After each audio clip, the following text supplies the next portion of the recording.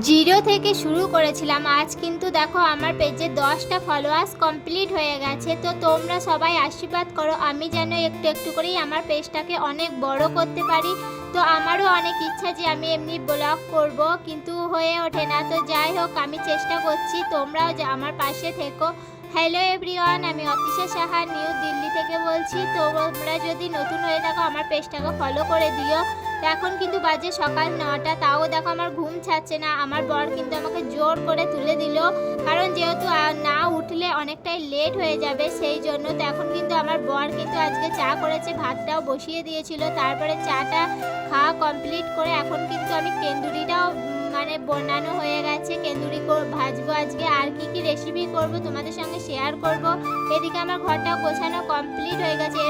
আমার ছেলে এর ফাঁকে কিন্তু উঠে পড়েছিল, ওকে কিন্তু খাইয়ে মুখ ব্রাশ ট্রাশ করিয়ে এখন কিন্তু ওর বাবার কাছে দিয়ে দিয়েছি। এখন আমি রান্না করতে চলে এসেছি। তো এদিকে দেখো আমার কিন্তু কেন্দুরি ভাজা কমপ্লিট হয়ে গেছে। তার ফাঁকে কিন্তু আমার বর আবার বেগুন বনিয়ে দিয়েছিল, সেটাও এখন ভাজা হয়ে গেছে। তো আজকে রেসিপি হবে ডিম বেসন দিয়ে একটা বড়া করব, সেই বড়ারই আজকে তরকারি করব। তো আমরা তো বড়াই বলি, তোমরা কি বলো আমি জানি না, তোমরা কমেন্ট করে যেও। তো এখানে কিন্তু বেসন, পেঁয়াজ কুচি, হলুদ আর লঙ্কা যেহেতু দিই নাই, আমার ছেলে খাবে, তোমরা চাইলে লঙ্কাও দিতে পারো। সেটা কিন্তু এখন আমি বড়ার মতন করে নেব, তারপরে কিন্তু এখন তরকারিটাও করে নেব। তো তোমরা কে কোথা থেকে ভিডিওটা দেখছো অবশ্যই কমেন্ট করে যেও, আর পেজটা কিন্তু ফলো করতে ভুলবে না। তো এদিকে দেখো আমার তরকারি করা কিন্তু কমপ্লিট হয়ে গেছে। তারপরে কিন্তু আমি গ্যাসটাও মুছে নিয়েছি, কারণ রান্নাঘর পরিষ্কার না থাকলে আমার একদমই ভালো লাগে না।